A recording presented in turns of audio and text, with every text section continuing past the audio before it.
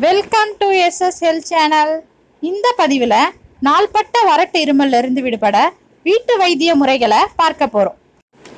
இந்த வறட்டு இருமலானது மூச்சு விட முடியாத அளவுக்கு தொடர்ச்சியா இருமல் வரும். இது எதனால வருதுன்னா, சுற்றுச்சூழலில் உள்ள ஒவ்வாமை அல்லது மாசுக்கள் நுரையீரல் பாதையில சென்று இருமலை உண்டாக்கும். இந்த தொடர்ச்சியான இயற்கை ரெஃப்ளெக்ஸ் சுவாச குழாய் மற்றும் தொண்டையில வீக்கத்தை ஏற்படுத்துமா. வறட்டு இருமலானது குழந்தைகள் முதல் பெரியவர் வரை அனைவரும் பாதிக்கக்கூடியது. இதன் அறிகுறி என்னன்னு பார்க்கலாம். தொண்டையில் அரிப்பு மற்றும் தொடர்ச்சியான இருமல். காலநிலை மாற்றம் காரணமா நீங்களும் வறட்டு இருமலால் பாதிக்கப்பட்டிருந்தா நான் சொல்ற டிப்ஸை ஃபாலோ பண்ணுங்க. ஃபர்ஸ்ட் நம்ம பார்க்க போறது மஞ்சள் மற்றும் தேன். அரை டம்ளர் வெதுவெதுப்பான தண்ணியில மஞ்சள் தூள் 1/2 ஸ்பூன், தேன் 1/2 ஸ்பூன் சேர்த்து கலக்கிக்கோங்க. இத தினமும் 2 அல்லது 3 முறை இளஞ்சூட்டுல குடிச்சிங்கன்னா இருமல் குணமாகும். நெக்ஸ்ட் நம்ம பார்க்க போறது ஓமம் மற்றும் வெல்லம். வறட்டு இருமல் இருக்கும்போது ஓம விதையை பொடிச்சு வெல்லம் கலந்து சாப்பிடலாம். இத தினமும் 2 வேளை 1 ஸ்பூன் வீதம் சாப்பிட்டீங்கன்னா இருமல் கட்டுக்குள் வரும். அடுத்தது நம்ம பார்க்க போறது இஞ்சியுடன் தேன். சளி மற்றும் காய்ச்சலை விரட்டி அடிக்க காலங்காலமா நம்ம இஞ்சி யூஸ் பண்றோம். வறட்டு இருமல் இருக்கும்போது வாந்தி உணர்வு அதிகமா இருக்கும். இஞ்சியில இருக்க அழற்சி எதிர்ப்பு பண்பு குமட்டலை தடுக்க உதவுமா. ஃபர்ஸ்ட் இஞ்சி சாறு 1 ஸ்பூன் எடுத்துக்கலாம். இது கூட 1/2 ஸ்பூன் தேன் கலந்து சாப்பிடணும். இப்படி செய்யும் போது இஞ்சி நோய் எதிர்ப்பு மண்டலத்தை பலப்படுத்தி வறட்டு இருமலை படிப்படியா குறைக்குமா. நெக்ஸ்ட் நம்ம பார்க்க போறது துளசி மற்றும் லெமன் சாறு.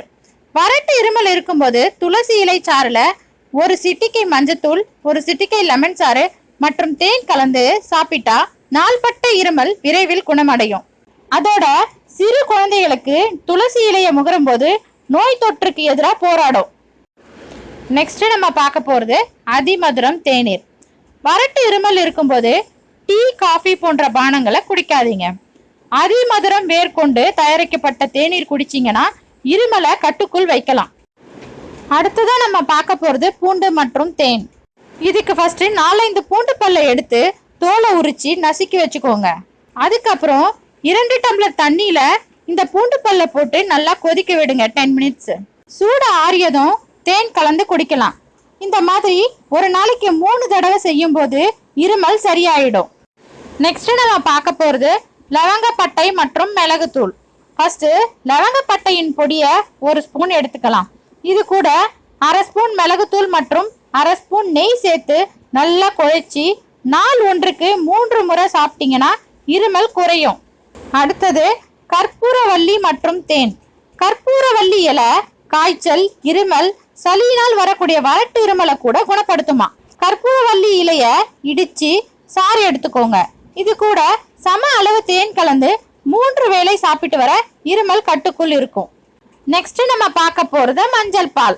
மஞ்சள்ல உள்ள குர்குமினில் ஆன்டிவைரல், ஆன்டிபாக்டீரியல் மற்றும் அழற்சி எதிர்க்கும் பண்பு இருக்கா.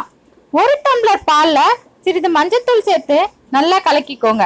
அதுக்கப்புறம் சுவைக்கேற்ப தேன் கலந்து குடிக்கலாம். இப்படி ஒரு நாளைக்கு 3 வேளை குடிக்கும் போது இருமல் கட்டுக்குள் இருக்கும். அடுத்தது கற்றாழை. கற்றாழை நம் தொண்டையில பாதிக்கப்பட்ட திசுக்களை சரி செய்யும். கற்றாழை ஜெல்லுடைய ஜூஸ் 1 ஸ்பூன் எடுத்துக்கலாம். இது கூட தேன் கலந்து வெறும் வயிற்றுல சாப்பிட்டு வர வறட்டு இருமல் நீங்குமா. அதோட ஒட்டுமொத்த உடல் ஆரோக்கியமும் மேம்படும். நெக்ஸ்ட் தேன். ஆய்வுகளின்படி தேன் இருமலுக்கு சிறந்த தீர்வுன்னு சொல்லப்படுது. வறட்டு இருமல் தொடர்ந்து இருக்கும்போது 1 டம்ளர் வெதுவெதுப்பான நீர்ல தேன் கலந்து குடிச்சிங்கன்னா இருமல் குறையும். இரவு நேர வறட்டு இருமலுக்கு தேன் எடுத்துக்கிட்டீங்கன்னா நிம்மதியான தூக்கம் தரும். கடைசியா நம்ம பார்க்க போறது ஏலக்காய் மற்றும் மிளகு. சின்ன குழந்தைகளுக்கு வறட்டு இருமல் இருக்கும்போது ஏலக்காய் பொடி 1/2 ஸ்பூன் எடுத்துக்கோங்க. இது கூட 2 மிளகை தூள் பண்ணி ஆட் பண்ணிக்கலாம். அதோட தேன் மிக்ஸ் பண்ணி நைட்டு தூங்க போற முன்னாடி கொடுத்தீங்கன்னா வறட்டு இருமல் உடனே குணமாகும். அதோட வறட்டு இருமல் இருக்கும்போது தொண்டையில வலி இருந்தா உப்பு தண்ணி வச்சு வாய் கொப்பளிங்க, நல்ல பலன் கிடைக்கும். கிருமி நாசினியான உப்பு தொண்டையில உள்ள கிருமியை அழிக்குமா.